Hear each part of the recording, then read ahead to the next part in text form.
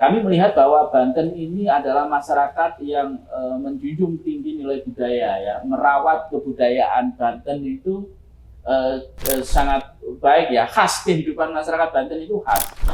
Saya mention banget untuk para perempuan yang menonton, tolong sekali, khususnya buat yang belum menikah, concern sekali ketika kamu memilih pasangan seumur hidup. Amin, karena menikah itu kan ibadah sepanjang masa gitu. Jadi jangan sampai salah pilih, terutama pilihlah laki-laki yang bisa membuatmu tetap berdaya. Pendidikan adat ini dimulai oleh siapa? Itu dari orang tua ke anaknya, dari ibu ke anaknya. Karena ibu yang paling pertama.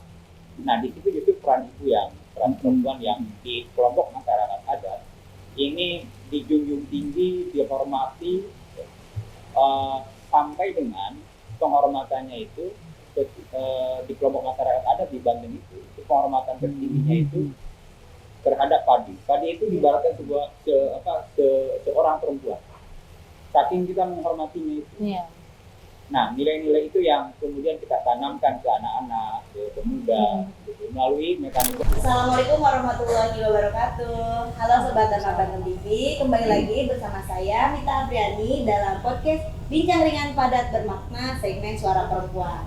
Nah, kali ini saya sudah bersama kawan-kawan yang luar biasa ya. Kita akan membicarakan perempuan. Kayaknya nggak ada habisnya kalau membicarakan perempuan sama saya. Terus-terusan bersama narasumber yang baru.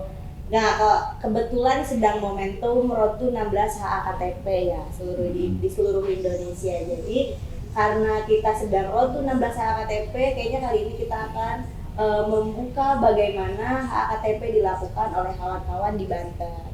Mengingat banyaknya kekerasan seksual yang terjadi di Banten, sehingga Banten menjadi urutan nomor 7 di data Komnas sebagai salah satu provinsi dengan data kekerasan seksual yang tinggi ya. Nah, di sini kayaknya nggak afdol kalau kita nggak kenalan dulu ya, karena ada wajah-wajah baru kayaknya yang muncul di channel ini ya. Boleh mungkin kayaknya Sobat Damar Banten mau kenalan dulu, tapi ada yang nggak asing di sini kayaknya ini. Yang memakai batik biru, Capu, apa kabar? Baik, terima kasih Mita. Silahkan Capu, kayaknya mau menyapa Sobat Damar dulu. Baik, Sobat Damar yang berbahagia, seperti yang pernah saya juga ada di channel Damar, nama saya Bahru Fuad atau biasa dipanggil dengan Capu. Saya adalah komisioner Komnas Perempuan dan pada hari ini saya sedang melakukan kunjungan ke Banten dalam rangka untuk kampanye 16 hari anti kekerasan terhadap perempuan. Begitu. Oke, terima kasih Capu, sehat ya? Sehat, alhamdulillah. Iya, alhamdulillah. Ini kayaknya Sobat Damar Banten juga kayaknya mau kenalan deh sama dua orang narasumber di sebelah Capu. Kayaknya orang-orang Banten udah nggak asing lagi dengan dua orang ini ya. Boleh Mbak Putri perkenalkan diri dulu pada Sobat Damar Banten TV. Iya, halo semuanya. Perkenalkan, saya Putri Wartawati. Saya ibu rumah tangga, berprofesi sebagai seniman. Oke. Ini yang pojok boleh perkenalan dulu. Terima kasih Mita. Saya bisa panggil Susmita. Iya. Saya Hendriana Atra. Di komunitas saya dipanggil Noci. Jadi Capu tanya tadi apa abah atau apa, aku bilang jangan abah. Kalau abah itu dia punya kekuatan spiritual. Oh, begitu ya? Ya, dia punya itu. Nah, saya tidak. Saya tidak. Jadi panggilnya Kang atau apa. Saya aktivis masyarakat adat, pegiat masyarakat adat. Sehari-hari memang berada di kelompok masyarakat adat, mendampingi dan ya berada di tengah-tengah mereka. Iya. Salam kenal. Iya. Oke, tapi sehat semua ya. Amin, alhamdulillah. Terima kasih sudah menyempatkan hadir untuk berbincang mengenai hal-hal yang sangat urgent sebenarnya ya. Ini dari Capu, dari kawan-kawan masyarakat adat, kesenian. Karena kan kekerasan seksual atau hal-hal yang terjadi kepada perempuan itu tidak melihat sektornya di mana. Kayaknya ini bakalan panjang banget kita mengupas ini ya. Sebelumnya nih Capu nih, biar kita langsung aja nih. Karena ini kan Road to HAKTP ya di 2024 ini.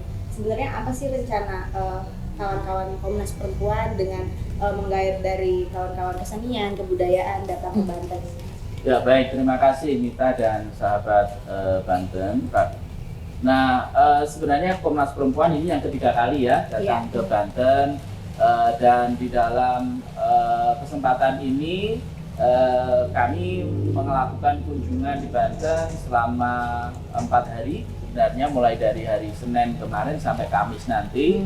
Kegiatan kami itu adalah konsolidasi dengan jaringan masyarakat sipil, kemudian dengan teman-teman dari media juga. Kemarin kita juga di sini melakukan media gathering, dan kita juga akan beraudiensi dengan DPRD Provinsi Banten, juga dengan Bapak Gubernur Banten, dan kami juga nanti akan melakukan kegiatan secara langsung di RRI begitu, dan juga Kominfo, Dinas Kominfo.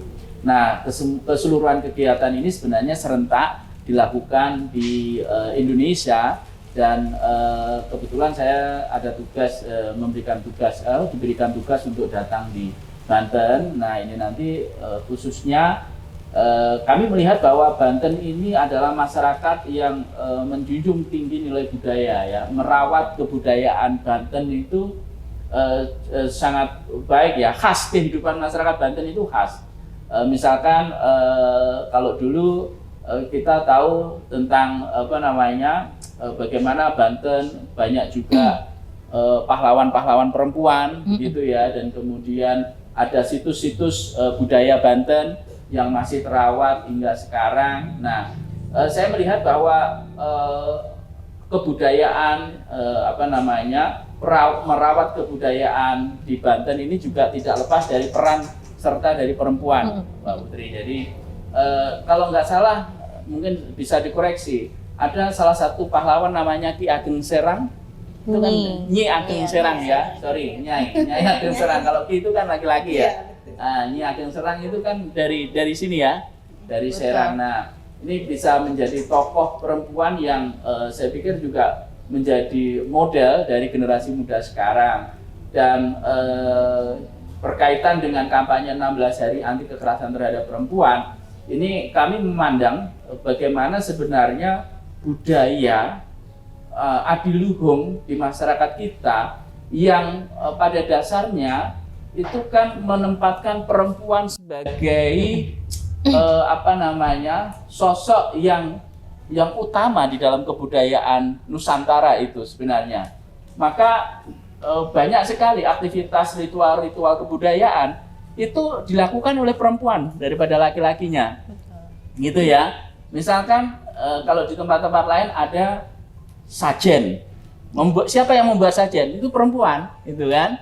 Dan merawat situs-situs itu adalah juga banyak perempuan. Oleh karena itu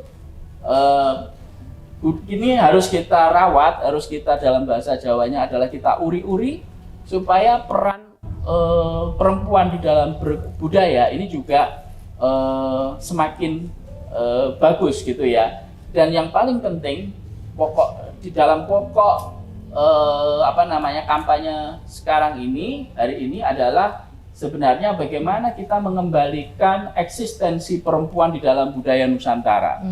Saya tadi sempat ngobrol dengan Mita juga sebelum shoot ini. Saya itu ada keprihatinan ya, mungkin sekarang itu banyak tari-tarian yang dilakukan oleh perempuan, tapi pakaiannya itu kemudian berubah, itu ya. Yang dulunya pakai kemben, sekarang pakai mindset gitu ya. Nah, jadi artinya ya ini budayanya lama-kelamaan tergerus gitu kan. Iya, menjauh dari akar. Menjauh dari akar sesungguhnya budaya Nusantara. Sedih sih. Gitu ya. Nah, saya sendiri sedih itu. Artinya begini, dulu pakaian-pakaian semacam itu tidak akan mengundang syahwatnya, tidak mengundang syahwat, dan sangat minim ya Kang ya terjadi kekerasan terhadap, karena nilai-nilai penghormatan terhadap perempuan dijunjung tinggi. Betul. Tapi sekarang berbeda itu. Meskipun pakaian perempuannya sudah tertutup, tapi angka kasus kekerasan terhadap perempuannya, bahkan kekerasan seksual juga semakin tinggi gitu loh. Jadi ini apa kira-kira nanti para budayawan seperti Mbak Fitri dan Kang Kang Oci nanti bisa menjelaskan apa sebenarnya Iya. yang terjadi ini. Kalau kami dari Komnas Perempuan memang bertujuan untuk bagaimana kita menghidupkan kembali, menguatkan kembali nilai-nilai budaya Nusantara yang menjunjung tinggi penghormatan terhadap perempuan, gitu. Baik, terima kasih Cak Pu penjelasannya. Kayaknya agak terbuka nih kayaknya ya. Kenapa ini sebenarnya kita berkumpul di sini gitu kan? Iya. Sudah mulai terbuka nih. Sebelum kita lanjut lebih jauh, kayaknya aku mau sedikit bertanya dulu ke Mbak Putri. Iya. Selama ini berkesenian sebagai perempuan, karena kan stigma perempuan itu sangat banyak ya. Akhirnya Betul. ya menghadirkan kayak beberapa pelecehan dan lain, apalagi notabene sebagai penari itu stigmanya sangat tinggi gitu ya, Iya, di masyarakat. betul, seperti betul. itu. Kalau Mbak Putri itu memang sejak kapan sih berkesenian dan terjun gitu? Saya itu menari dari kecil karena memang lingkungan saya asli Jogja, jadi memang sama seperti Bali. Kultur menari itu menjadi pendidikan pertama yang dibawa dari rumah sebagai bentuk kedisiplinan, sebagai bentuk penghormatan terhadap orang tua. Makanya itu tadi yang tadi dibahas oleh Cak Fu. Kita sejak kecil sudah terbiasa dengan pakaian tradisional yang kebenan Betul. itu. Iya, betul. Dan itu kami tidak melihat sebagai suatu hal yang porno gitu loh, yang kok kayak pakai anduk aja Iya. gitu. Enggak, karena memang itu sudah mengakar. Nah, kemudian tumbuh dengan lingkungan keluarga yang seperti itu, akhirnya saya 2010 serius menempuh pendidikan seni tari di Universitas Negeri Yogyakarta. Bagaimana melalui tari bisa membangun pendidikan atau edukasi untuk para perempuan agar tetap berdaya. Dan saya tujuannya sampai detik ini berkesenian sebagai profesi dari 2010 sampai sekarang. Harapannya sih pengennya pandanglah tubuh perempuan sebagai tubuh manusia saja gitu. Iya. Memang itulah manusia yang diciptakan Betul. oleh Tuhan semesta alam ini untuk dihargai satu sama lain seperti kita melihat tumbuhan, Betul. melihat apapun yang Keindahan. diciptakan. Iya, Betul. betul sekali. Baik, terima kasih Mbak Putri. Ini Iya. kita agak bergeser sedikit ya dari kawan-kawan yang berkesenian. Kita coba sedikit yang Kang Noci ya, kita ingin bertanya bagaimana Kang Noci ini salah satu laki-laki yang peduli juga dengan perempuan ya. Terima peduli kasih. ya Kang Noci. Kira harus lah. Iya. Iya, betul. Iya. Kang Noci ini aktif di masyarakat adat ya, setiap hari maksudnya berkegiatan di sana. Itu juga kan salah satunya terjun di budaya-budaya perempuan juga di sana ya. Saya juga mau nanya Kang Noci nih, kalau peran-peran perempuan dalam kesepuhan masyarakat adat itu kan sangat rentan juga sebenarnya ya. Tapi boleh Kang Noci sedikit bercerita bagaimana kawan-kawan perempuan juga di sana gitu. Ya, jadi saya cerita. Ini saya diminta cerita atau minta nanya ini? Nanya dijawab cerita juga Oh, boleh. gitu, ya. Terima kasih Mita. Ini pertama, terus cerita dulu ya. Saya namanya Mbak Mbak Putri. Mbak Putri. Saya agak lupa mengingat nama itu. Tapi kalau Wajah. muka, wajah itu pasti ingat. Tadi menarik disampaikan Cak Pu soal budaya yang sudah bergeser ya. Sudah ada proses asimilasi kan di situ, kolaborasi atau apa segala macam. Tanpa disadari bahwa itu membuktikan budaya itu memang dinamis. Jadi tidak ada, mungkin bisa dikatakan tidak ada satupun budaya yang statis atau tradisi bahkan tradisi. Karena itu kan nempel berada di dalam jiwa raga kita karena manusia yang melakukan. Nah, manusia sendiri kan mendapatkan masukan ya dari unsur-unsur luar, lalu kemudian dengan sendirinya itu akan menjadi penyebab perubahan lah kira-kira begitu. Namun dari sisi lainnya itu memang tidak sadari bahwa akan banyak sekali perubahan, hingga apakah kita membatasi perubahan-perubahan itu masih dalam satu koridor yang wajar kira-kira gitu, dalam satu wilayah yang wajar saja, atau sudah keluar dari batas. Nah, beberapa mungkin kasus ketika terjadi keluar dari batas itu, maka ini mengundang stigma, labelisasi, terutama yang menjadi korban itu adalah perempuan. Betul. Perempuan. Contoh misalkan, ketika ada satu kesenian di masyarakat lokal, di kampung begitu ya, dulu mungkin tidak ada pakai pakaian-pakaian yang Tapi karena memang pelakunya sendiri yang melakukan itu, yang pegiatnya itu sendiri memang mendapatkan informasi banyak dari luar, dan itu kan membawa perubahan terhadap dirinya, apa yang ditampilkan kira-kira begitu. Betul. Nah, dari situ bisa jadi pintu masuknya bahwa kelompok perempuan lah yang rentan sekali mendapatkan dalam tanda kutip pelecehan lah kira-kira gitu kan. Nah, ini yang dikonfrontasi dengan satu formulasi namanya strategi budaya kalau di kami. Jadi ada satu strategi yang kita menerima mengkolaborasikan perubahan pengaruh-pengaruh dari luar, tetapi memagari dan menguatkan di internalnya itu soal budayanya, soal tradisinya, soal kebiasaannya, soal nilai-nilai lokal segala macam. Nah, penguatannya di situ. Karena ada dua hal yang kontradiktif, sehingga ini perlu strategi budaya tadi itu melalui apa? Pertama melalui pendidikan adat sebenarnya. Tadi yang disampaikan Mbak Putri itu, kalau di kelompok masyarakat adat itu terdistribusikan pengetahuannya itu melalui namanya pendidikan adat. Nah, pendidikan adat ini dimulai oleh siapa? Itu dari orang tua ke anaknya, dari ibu ke anaknya, karena ibu yang paling pertama. Nah, di situ justru peran perempuan yang di kelompok masyarakat adat ini dijunjung tinggi, dihormati, sampai dengan penghormatannya itu di kelompok masyarakat adat di Banten itu penghormatan tertingginya itu terhadap padi. Padi itu diibaratkan seorang perempuan. Saking kita menghormatinya itu. Nah, nilai-nilai itu yang kemudian kita tanamkan ke anak-anak, ke pemuda, gitu, melalui mekanisme pendidikan adat. Nah, saya pikir ini dua hal yang perlu menjadi perhatian baik pemerintah, Komnas HAM, bahwa treatment yang dilakukan mungkin saja berbeda antara kelompok urban dengan kelompok masyarakat adat. Karena mereka punya basis nilai yang sudah lebih kuat menurut saya ya, dibandingkan kelompok-kelompok masyarakat urban. Nah, oleh karenanya treatmentnya akan berbeda ini. Karena pola pikirnya sudah tertanam dan melekat sebagai program. Betul. Nah, itu dia sudah punya fondasi, nilai-nilai yang mendasari itu, minimal memfilter, menyaring gitu ya. Karena nilai-nilai itu dari mulai mereka kecil, dari mulai kami kecil, bayi sampai dengan dewasa memang dibatasi, dipagari dengan nilai-nilai tradisional. Nah, nilai itu yang kami punya di masyarakat adat. Nah, ini Komnas Perempuan, Komnas HAM, pemerintah juga membuat treatment lah katakanlah ya, atau mengkonsolidasikannya ini mungkin dengan cara yang berbeda. Saya pikir seperti itu dulu Mas. Terima kasih Mita. Oke, baik, terima kasih. Mudah-mudahan dipahami ya. Iya. Sudah mulai panas. Ini agak panas kayaknya ya, tapi dia lagi hujan.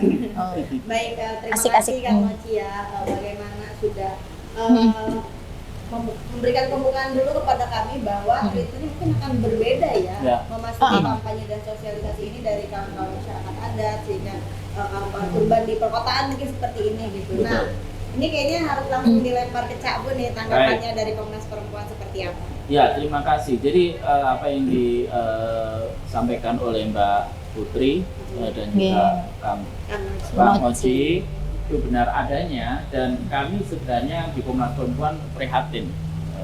Prihatinnya begini, jadi banyak sekali perempuan di masyarakat adat itu lalu kemudian menjadi korban kekerasan yang sebagai dampak dari proses pembangunan.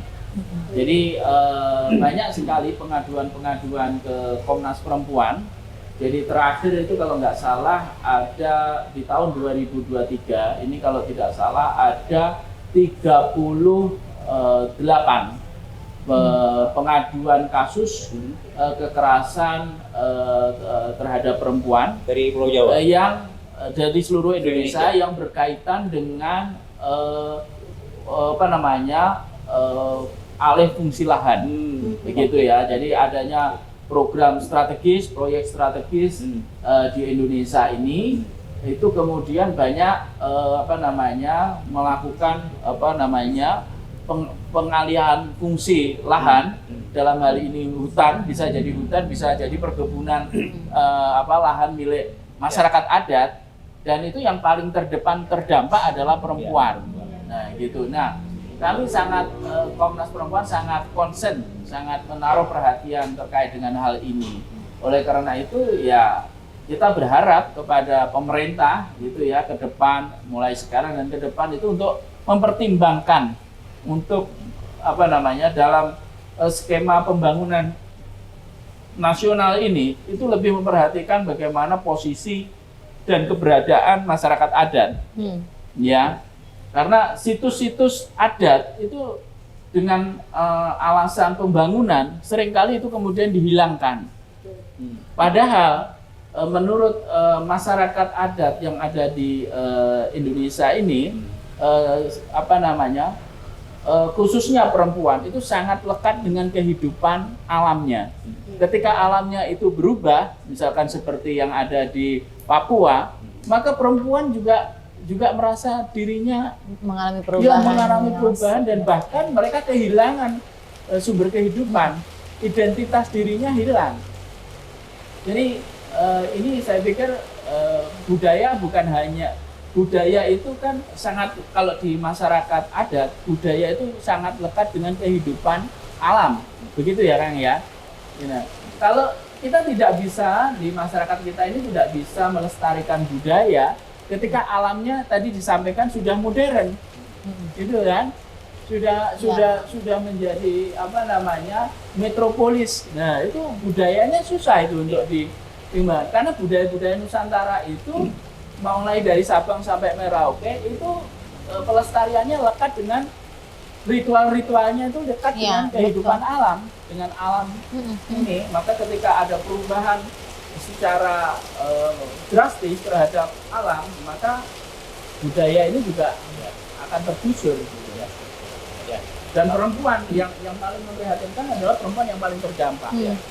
Bahkan mungkin itu kalau kami lihat itu di kelompok masyarakat adat, ketika ada satu aktivitas yang mengganggu atau bahkan menghabisi wilayah adat, itu sebagai salah satu bentuk pemusnahan masyarakat adat. Kenapa saya bentuk pemusnahan masyarakat adat? Karena wilayah adat itu salah satu simbol dari masyarakat adat, indikator bahwa dia kelompok masyarakat adat. Dia punya wilayah. Nah kalau wilayahnya sudah tidak ada, betul, atau beralih fungsi, lalu gimana mereka akan melakukan aktivitas segala macam? Ini kan juga jadi tantangan. Terima kasih Kang Mochi dan Cak Abu, ini kayaknya semakin seru ya pembicaraannya. Agak semakin keras sepertinya gitu ya. Oke, kita bergeser sedikit nih ke tadi kita kan sudah membicarakan bagaimana tanggapan dari kawan-kawan Komnas ya, Cak Abu, masyarakat adat itu memperjuangkan hak perempuannya, itu tadi adu lahan dan lain-lain itu. Nih kalau di kesenian nih, berkesenian sebagai perempuan, Mbak Putri aku bergeser sedikit nih kawan-kawan, karena sebenarnya kan berkesenian sebagai perempuan juga harus melawan stigma yang keras tadi yang dibicarakan dari awal gitu. Betul. Nah ya tantangannya sampai saat ini gitu, Mbak Putri itu seperti apa? Gitu. Terus nyengir aku. Nafas dulu. Iya, agak menahan nafas karena memang sampai detik ini masih dibilang berjuang ya gitu. Satu dari yang paling dekat adalah keluarga. Saya sulit sekali dulu itu sebelum menikah menemukan sosok laki-laki yang mampu memahami bahwa saya sebagai perempuan setelah menikah juga ingin berdaya. Berapa kali saya gonta-ganti calon, kasarannya gitu kan, kayak seleksi karena begini, biasanya ini saya mention banget untuk para perempuan yang menonton, tolong sekali khususnya buat yang belum menikah, concern sekali ketika kamu memilih pasangan seumur hidup. Amin, karena menikah itu kan ibadah sepanjang masa gitu. Jadi jangan sampai salah pilih, terutama pilihlah laki-laki yang bisa membuatmu tetap berdaya. Jadi ada banyak kasus secara nggak langsung saya jadi fasilitator sebenarnya, jadi konsultan teman-teman yang curhat dan lain sebagainya gitu, karena mereka merasa kamu kok bisa berekspresi ya dengan sebegitu bebasnya, kamu kok diberi izin ya sama suamimu untuk pulang malam, manggung dan lain sebagainya dengan baju yang tadi itu mungkin kalau stigma masyarakat bajunya terbuka ya atau apa ya gitu, itu kan masih wah campur aduk gitu. Nah ada juga beberapa yang bilang bahwa nggak apa-apa kok nanti kalau kamu sudah menikah dengan saya, kamu tetap boleh bekerja. Tapi setelah menikah, Beda. omongan itu berubah. Si laki-laki itu pasti berubah dan bilang, udah toh, bahasa Jawanya kayak, wes toh, kamu kan perempuan, udah diem ngurus anak, saya fasilitasi kamu dan lain sebagainya. Menurut saya, apapun profesinya ya, perempuan itu butuh untuk beraktivitas di luar 24 jam mengurus rumah tangga karena bosan loh gitu tuh. Dan itu adalah tingkat stres paling tinggi nomor 1 bagi perempuan, dan menurut saya itu adalah pengerusakan pertama kondisi mental yang akan menghancurkan dan membuat perempuan menjadi tidak berdaya. Betul. Jadi waktu itu juga saya ya mungkin berkesenian saya adalah salah satu bentuk saya mengkampanyekan bahwa kita sebagai perempuan yang sudah punya anak, sudah menikah, itu juga boleh loh tetap berkegiatan gitu. Walaupun banyak juga tetangga saya sendiri, saya tinggal di Ciracas, di Keramat Watu juga di tempat ibu, banyak yang bilang gini ke ibu saya, karena ibu saya kan memahami saya dari kecil. Jadi ibu saya juga alhamdulillah mengcounter omongan miring tetangga kayak, itu kok udah punya anak masih keluyuran malam. Karena latihan nari kan memang harus malam kalau gladi bersih misalnya gitu. Terus kok itu dibiarin sama suaminya kelayapan, udah gitu nggak malu ya udah punya anak, anaknya nggak diurusin, bilangnya gitu. Kok punya anak tapi nggak tanggung jawab terhadap anak, malah sibuk manggung sana sini. Ya itu tadi, jadi ya sulit ya kalau kita harus mendebat seseorang yang mungkin juga saya pikir mereka bukan benci. Jangan-jangan atas dasar mereka tidak berdaya dan tidak mampu, makanya muncul stigma seperti itu yang harus kita rangkul sebenarnya. Karena omongan-omongan seperti itu munculnya dari ibu-ibu, kaum perempuan itu sendiri. Dan sangat sedih ya ketika perempuan yang harusnya saling merangkul dan saling menjaga itu saling baku hantam sendiri. Kan salah satu cara Mbak Putri ya dalam harusnya berkesannya juga lekat dengan secara tidak langsung mengkampanyekan bahwa perempuan tuh mampu berkarya juga gitu. Berekspresi juga gitu. Dan itu penting yang saya bilang pasangan itu tadi. Kalau saya tidak menemukan pasangan yang tepat, baku hantam saya di rumah tangga pasti. Iya. Betul sekali.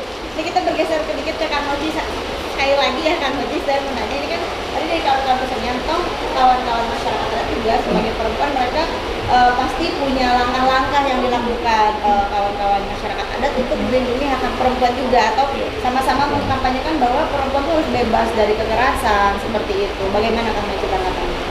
Ya tidak bagaimana. Ini diedit ya. Nggak usah terlalu tegang. Jadi begini, advokasi di masyarakat adat pertama yang menjadi titik awal berangkatnya itu adalah soal penguatan wilayah adat. Karena tanpa itu tidak bisa ya, tidak banyak yang bisa dilakukan. Ibaratkan begini, kalau wilayah adatnya konflik, boro-boro bisa ekspresi di budaya, kesenian ini itu. Mereka berpikir soal how to survive. Keamanan. Keamanan soal ini, boro-boro mau Betul. sekretari apa segala macam. Iya. Itu jadi fokus utama kami, bagaimana caranya menguatkan wilayah adat. Nah, salah satunya tadi dengan pendidikan adat, dengan peningkatan. Nah, cara lain adalah dengan melakukan konsolidasi dengan anak-anak muda, karena ini perannya penting sekali. Perannya penting di kelompok masyarakat adat yang notabene biasanya yang pelaku utama di tradisi-tradisi masyarakat adat itu para orang tua. Para orang tua. Sehingga meskipun kalau masyarakat adat tuh dia enggak ada proses formal bagaimana mewariskan nilai-nilai tradisi mereka. Diajarkan caranya ritual di hutan, caranya ini tuh enggak. Tapi punya keyakinan bahwa suatu saat nanti ketika waktunya tiba, itu akan ada orang yang meneruskan. Nah itu kan persepsi transenden dari masyarakat adat. Tetapi para akademisi, orang ilmiah kan nggak begitu. Wah ini kalau tidak ada regenerasi, ini hilang namanya. Tapi itu tidak terjadi di dalamnya. Nah oleh karenanya peran pemuda juga menjadi penting. Kita rekrut banyak pemuda, termasuk juga perempuan-perempuan, mencoba berpikir kritis bahwa betapa pentingnya eksistensi dari sebuah wilayah adat. Karena saya melihat di secara umum nih, kalau di Pulau Jawa itu relatif cara mempertahankan wilayah adatnya itu tidak dengan konflik-konflik yang destruktif ya. Ya. Jadi beda dengan saudara-saudara kami yang di Papua, di Iya, betul. Kalimantan, di ini berperang laki-laki perempuan bawa tombak, bawa Iya, apa kan begitu ya, mempertahankan wilayah adatnya, baik itu konfliknya horizontal ataupun vertikal dengan penguasa gitu ya, dengan investor atau dengan segala macam. Di Pulau Jawa itu relatif itu polanya. Lebih mengedepankan itu penyelesaian konflik yang konstruktif. Dia bernegosiasi, banyak negosiasi sehingga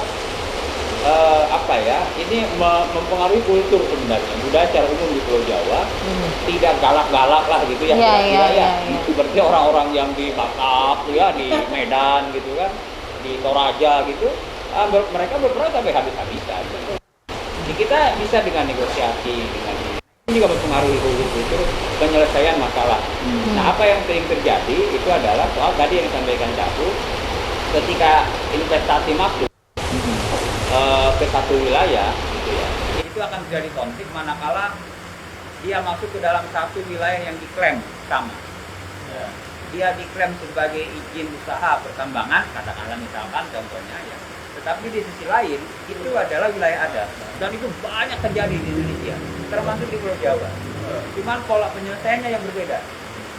Karena kultur tadi itu, jadi dalam sejarah sepanjang yang saya baca begitu ya, mungkin ada konflik-konflik yang memang sampai perang tapi tidak sampai kolosal begitu. Di Pulau Jawa relatif tidak ada penyelesaian konflik seperti itu. Selalu mengedepankan negosiasi. Nah, konflik wilayah adat ini juga terjadi di Pulau Jawa dan terjadi juga di Provinsi Banten. Provinsi Banten juga terjadi. Satu kelompok masyarakat adat, dia punya wilayah adat, kemudian di dalam wilayah adatnya juga itu diklaim oleh perusahaan. Nah, ini membuktikan juga bahwa betapa kayanya wilayah adat yang dikelola oleh masyarakat adat, sehingga jadi incaran para investor. Ya. Nah, ini yang jadi concern, harus jadi concern pemerintah juga, saya pikir pentingnya regulasi melindungi hak masyarakat adat. Karena sampai hari ini undang-undang masyarakat adat belum ada. Betul. Padahal itu amanat undang-undang dasar. Iya. Secara regulatif itu diamanatkan sejak pertama kali kita sepakati itu adalah undang-undang dasar, sampai hari ini itu belum ada undang-undang masyarakat adat. Nah, saya pikir juga itu menjadi salah satu solusi bagaimana melindungi hak-hak masyarakat adat, termasuk di dalam hak perempuan dan hak anak-anak. Itu juga akan termasuk semuanya. Karena kalau kita bicara satu komunitas masyarakat adat, semuanya akan terkait di situ. Dan basisnya itu adalah penguatan soal wilayah adat. Jadi kalau pengen tidak terjadi lah kira-kira gitu ya, konflik-konflik yang tadi disampaikan Capu dengan masyarakat adat, dengan perempuan, dengan anak, itu perkuat wilayah adatnya. Biarkan masyarakat adat mengelola wilayah adatnya, karena itu sudah terbukti ratusan tahun sebelum kita merdeka. Kita sudah tergantung dengan wilayah adat, dengan hutan, dengan apa segala macam, dan mampu bertahan. Dan ekspresi budayanya mampu juga kita pertahankan sampai hari ini. Jadi berikan saja itu, selesai kalau mau. Begitu kira-kira. Ya. Gitu ya. Iya. Jadi keperpihakan negara harus jelas. Harus jelas juga di situ. Masalahnya keperpihakan negara dan penguasa tidak betul. Jadi kalau wilayah adatnya sudah diperkuat, sudah selesai penetapannya segala macam, ini soal ekspresi budaya juga maksimal saya pikir ya. Maksimal. Jadi orang nggak lagi berpikir, waduh sawah saya nih kena nih. Gitu kan? Istilahnya kan saya ini dapurnya harus aman dulu sebelum keluar pintu rumah keluar gitu. segala macam gitu kan. Nah, kebun saya ini jangan-jangan kena patok perusahaan gitu kan. Belum lagi soal efek ya, akibat. Ini yang memprihatinkan sebenarnya. Akibat dari aktivitas perusahaan, investor yang masuk itu. Betul. Justru di situ muncul secara sporadis itu ke permukaan, memang terjadi masyarakat adat nggak menerima soal itu. Ya. Jadi lebih ke ini kan ada bencana longsor, banjir, apa segala macam. Kan menurut kami masyarakat adat itu bukan bencana, itu disengaja gitu. Kenapa? Karena kontur bentang alam wilayah adatnya itu yang sudah sedemikian rupa, sedemikian lama kita jaga itu dirusak, betul. Sehingga kalau dirusak alamnya gitu ya, gunung-gunungnya, bukit-bukitnya, kami mempercayai alam bukit, gunung, itu akan mencari keseimbangannya sendiri. Iya, betul. Sehingga terjadilah yang disebut orang-orang urban itu bencana katanya. Bencana. Padahal selama ini kita jaga. Iya, tidak masalah selama Nggak ini masalah, dari betul. nenek moyang kita Saya kan. sepakat sih, sebenarnya Begitu. nyambung ya. Sebenarnya tuh saya juga kurang sepakat dengan kata-kata bencana alam. Iya. Betul. Sebagai orang yang menganut kepercayaan Betul, leluhur. Jadi menurut saya tuh dari zaman nenek moyangku tuh nggak pernah diajarin bahwa bumi ini segitunya marah sampai ada bencana alam. Tapi kan nek dulu mbah-mbahku bilangnya begini, kamu aja punya siklus, pasti nanti demam, sakit, kentut dan lain sebagainya. Bumi juga begitu. Nah, ketika salah satunya ada yang rusak, dia kan tetap akan punya siklus ya. Kayak perempuan, menstruasi dan lain sebagainya. Nah, kalau ada satu bagian organ tubuh yang rusak, siklusnya kan tetap berjalan. Merespon. Dan itu bukan bencana alam ya, karena ada yang patah itu tadi, maka jadi bencana. Kan jahat banget ya kalau dibilang Bencana. Tuhan memberi bencana. Aduh, kayaknya Tuhan begitu baik deh buatku. Sangat indah. Kita sendiri yang membuat kerusakan. Betul. Iya. Manusia bencananya, jangan-jangan. Emang sumber dari bencana itu memang Tuhan menyampaikan gitu. Iya, Gitu. Jadi betul. kerusakan di bumi dan lautan itu adalah ulah manusia. Langsung disambur gledek. Bener katanya. Jadi memang begitu. Tuhan udah Zaman memprediksi. campur kita geledek. Iya, langsung. Begitu ngomong gitu, amin, dar. Nah, ya, kerusakan di muka bumi dan di lautan itu ya karena Iya, sudah ulah ditulis manusia. ya, 14 abad yang lalu. Oke, terima kasih. Nih, kita lanjut lagi nih. Lumayan agak harus import ngobrolnya kita ya. Ya, vokal. Gitu. Oke, Capu tadi kan dari Kak Mochi, dari Mbak Putri. Sekarang aku bergeser sedikit lagi juga ke Capu. Sebenarnya apa yang diinginkan Komnas Perempuan akan dalam bentuk kegiatan apa gitu, mensosialisasikan dan mengkampanyekan yang akhirnya akan menjadi kawan-kawan kesenian dan kawan-kawan kebudayaan. Ya, sebenarnya sih rencana awalnya kami mau menyelenggarakan pagelaran budaya di Banten ini. Tapi lagi-lagi memang dengan waktu yang singkat, kemudian juga sumber dayanya mungkin tidak memenuhi, maka ya kami kemudian ya ujungnya aja berdialog aja. Sebenarnya kami kepengen melakukan pagelaran budaya. Nah, artinya apa? Komnas Perempuan ingin menunjukkan bahwa budaya kita itu perlu dilestarikan dalam rangka untuk melestarikan, merawat ya penghormatan terhadap perempuan, begitu ya. Karena begini ya, di dalam keyakinan falsafah budaya Nusantara sebenarnya seksualitas itu sendiri itu kan sangat diletakkan pada posisi yang sangat sakral seksualitas itu. Lingga yoni. Coba lihat kalau dalam budaya perkawinan gitu ya, pernikahan itu ritualnya kalau memang benar-benar ya panjang banget gitu kan. Tapi di dalam masyarakat modern, seksualitas perempuan, simbol-simbol seksualitas perempuan itu hanya dimaknai sebagai hal yang tabu dan porno, hanya sebagai objek seksual, temuan seksual. Betul. Nah ini kan pergeseran budaya. Gitu. Jadi Komnas Perempuan itu sangat mengharapkan bagaimana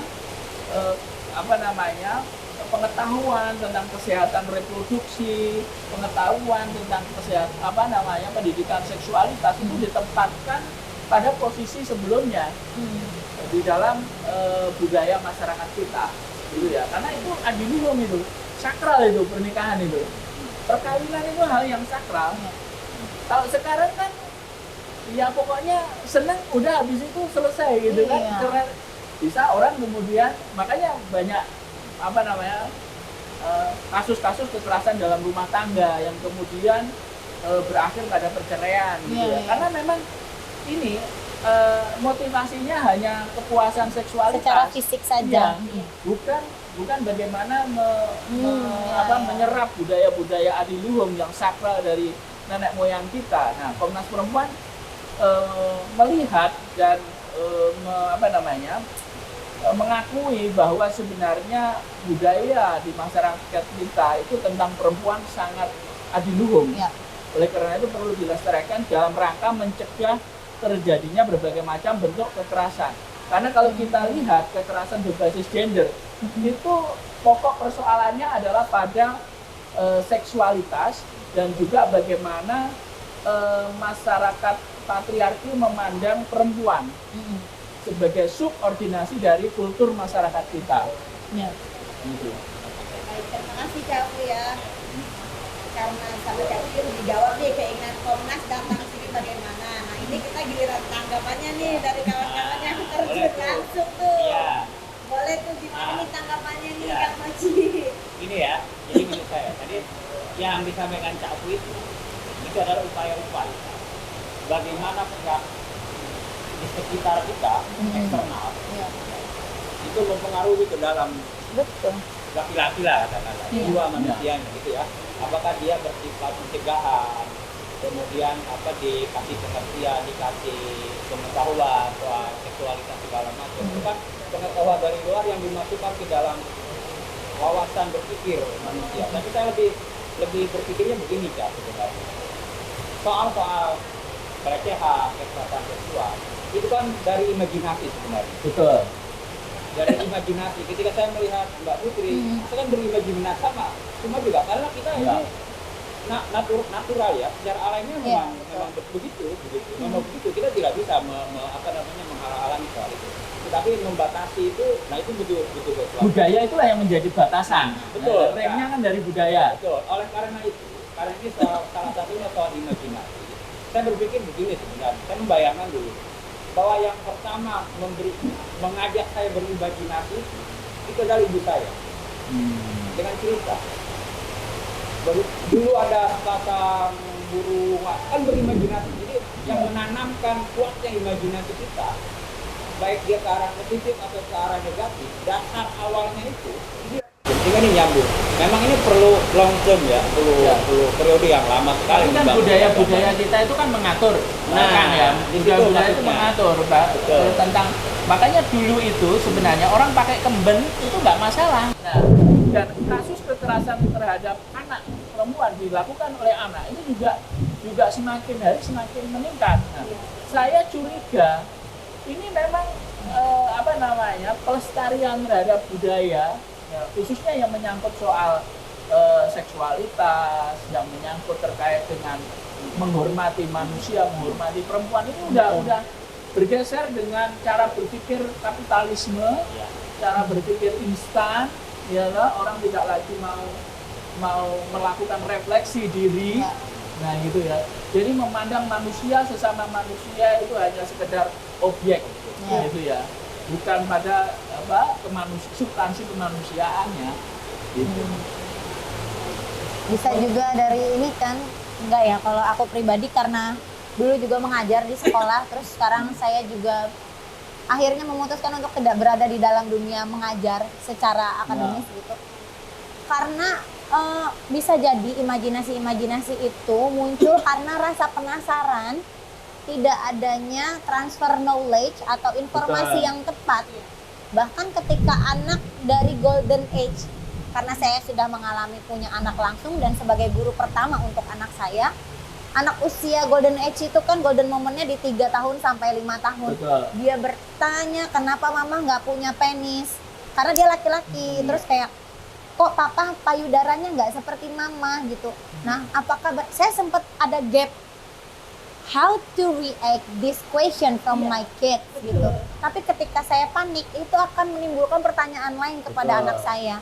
Maka ketika saya berdiskusi sama suami, nggak apa-apa deh, kayaknya we have to say truthfully gitu. Mama perempuan tidak punya penis. Betul. Ini memang dari Allah begitu gitu. Kalau laki-laki bedanya ini. Jadi memang se-verbal itu, setransparan itu. Jadi anak-anak itu tidak lagi mencari tahu dengan sendirinya hingga kepelosok sendiri dan sumber dengan yang salah. Iya, terpleset. Nah, mungkin itu juga menurut saya untuk Komnas Perempuan bisa bersinergi dengan dinas pendidikan dimanapun ya yang tersebar di seluruh Indonesia, karena guru-guru zaman sekarang pun saya agak kurang sepakat ketika ada siswanya bertanya juga gitu tuh. Apalagi kalau ada pelajaran biologi, ngomongin reproduksi, pasti banyak yang sorak-sorak. Kayak gitu kan. Dianggap hal yang tabu gitu Iya, ya. karena memang mungkin ngomongin itu aja pakai kata-kata maaf ya, Iya. sorry ya. Lah berarti kan ini udah membangun kerangka. Kerangka. Ini adalah hal yang tidak Tabu. baik untuk Iya. dibicarakan. Makanya saya ketika jadi guru, walaupun guru kesenian, saya selalu berpikir bukan apa mata pelajarannya, tapi bagaimana membangun critical thinking Iya. untuk anak-anak. Karena pada saat sekarang, menurut saya yang paling bahaya adalah Critical thinking. critical thinking. Anak-anak zaman sekarang itu seperti tergerus kepalanya untuk menjadi seragam dan mereka tidak unik. Karena Tuhan menciptakan kita untuk unik dengan cara berpikirnya masing-masing. Sekarang tuh kayak nggak ada yang Ya, mau berpikir. diseragamkan dengan Betul. tontonan yang sama. Iya. Yang viral-viral itu yang menjadi acuan. Terus kalau ada anak banyak bertanya soal seksualitas itu atau Dimarahin. tubuhnya sendiri, udah sih nggak usah, udah nanti kamu tahu sendiri. Gitu. Iya, betul sekali. Serem. Jadi kayak membahas hal-hal seperti itu jadi hal yang tabu di masyarakat. Padahal kan itu kata tadi itu dibilang menjadi pengetahuan pertama. Dan itu yang membangun imajinasi menjadi kemana-mana. Iya, itu tadi. Betul katanya. Kita geledek. Betul. Oke, terima kasih Kang Maki dan Mbak Putri nih dan kamu juga nih. Kayaknya kita agak dipepet sedikit ini ya, kan tidak menunjukkan ini bertarung dengan suara hujan, tapi ini pembicaraan yang sangat seru ya, karena akhirnya kan masyarakat banyak juga harus tahu bahwa ini bukan jadi perhatian dari sekolah saja, dari Komnas atau dari kawan-kawan masyarakat adat atau pegiat seni, tapi ini harus jadi perhatian masyarakat umum gitu. Pencegahan kekerasan terhadap perempuan, karena banyak sekali bentuk-bentuk kekerasan terhadap kawan-kawan perempuan, anak, disabilitas, masyarakat adat, bahkan kawan-kawan minoritas gitu di seluruh Indonesia. Ini sebelum kita akhiri nih, aku mau closing statement dari masing-masing, dari Komnas Perempuan, dari Mbak Putri, dari Kang Maki. Gimana sih biar masyarakat umum juga akhirnya ikut andil dalam mengkampanyekan dan mensosialisasikan bahwa kita juga harus sama-sama gitu mencegah bentuk-bentuk kekerasan seksual dalam bentuk apapun. Boleh dari Kang Maki. Baik, terima kasih. Terima kasih. Jadi kami dari Komnas Perempuan sangat mengapresiasi ya. Jadi apa namanya, di masyarakat Banten ini pelestarian budayanya masih sangat baik gitu, dan kami berharap dari Komnas Perempuan dengan pelestarian budaya ini mari kita kembalikan posisi perempuan sebagaimana nenek moyang kita, leluhur kita itu menempatkan perempuan sebagai apa namanya individu yang sakral. Perempuan itu diletakkan pada posisi yang luar biasa di dalam ranah berbagai macam budaya di Nusantara, karena dia adalah penjaga dari budaya dan yang berkaitan langsung dengan kehidupan alam gitu. Oleh karena itu kenapa masyarakat kita, nenek moyang kita menyebut negara ini sebagai Ibu Pertiwi? Iya. Karena memang apa namanya, kita semua lahir itu dari ibu, dari perempuan. Oleh karena itu ya budaya inilah yang harus terdepan ya sebagai pelestari nilai-nilai penghormatan terhadap perempuan. Dan jangan sampai kemudian terjadi pergeseran, perempuan hanya dijadikan sebagai objek dari subkultur masyarakat yang kemudian menjadikan mereka rentan terhadap kekerasan. Terima kasih Kak Aku. Ya. Terima kasih sekali, boleh Mbak Putri. Iya, terima kasih waktunya juga. Saya percaya Ibu Bumi dan Bapak Angkasa. Jadi untuk semua perempuan dimanapun kalian berada, kita adalah pamong-pamong dari Ibu Bumi itu sendiri.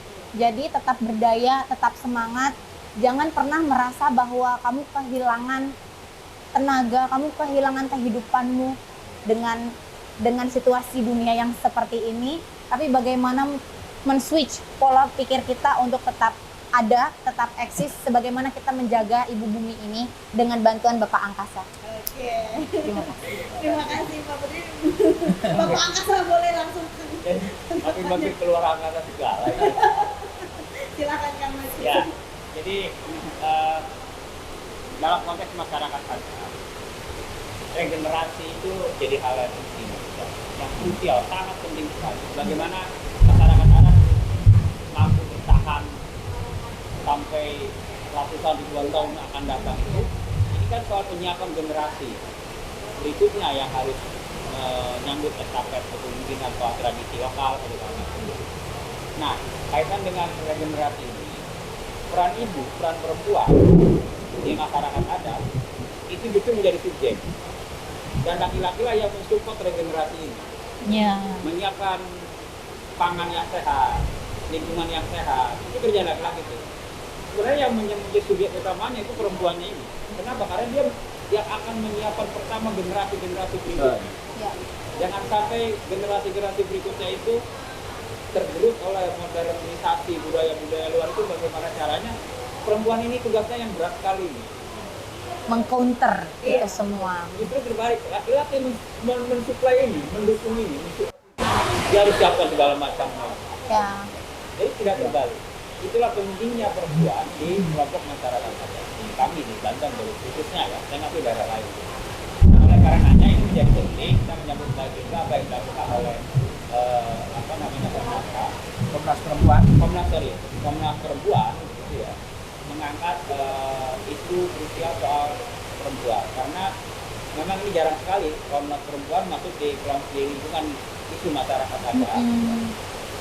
Dan ini baru pertama terus terang, itu kami menyambut baik. Ke depan juga mungkin bisa dikaji lebih dalam lagi bagaimana sih mekanisme perempuan adat di masyarakat adat itu menjadi subjek begitu ya, pelaku dari generasi generasi segala macam, agar juga masyarakat di luar masyarakat adat itu menghilangkan stigma terhadap masyarakat adat itu, bahwa masyarakat adat itu terbelakang, masyarakat adat itu kuno, masyarakat adat itu dengan segala embel-embel terpencil apa segala macam, tidak berpendidikan apa segala macam. Kan label itu yang kami terima sebenarnya ya.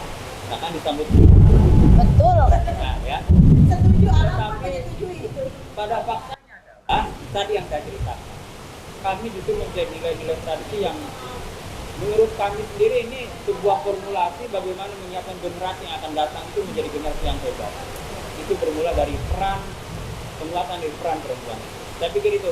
Terima kasih. Baik, terima kasih Kang Mochi, terima kasih semuanya dari Capu, Mbak Putri, Kang Mochi juga sudah mau berbagi di sini pandangannya dari kaum kesenian, dari kaum masyarakat adat. Capu juga tidak ada bosan-bosannya ya. Semua tidak bosan berkolaborasi dengan kawan-kawan di sini gitu. Nah, aku juga mau ngajak kita semua nih untuk call to action. Nanti ikutin aku ya, kita akan meneriaki penonton meneriaki penonton.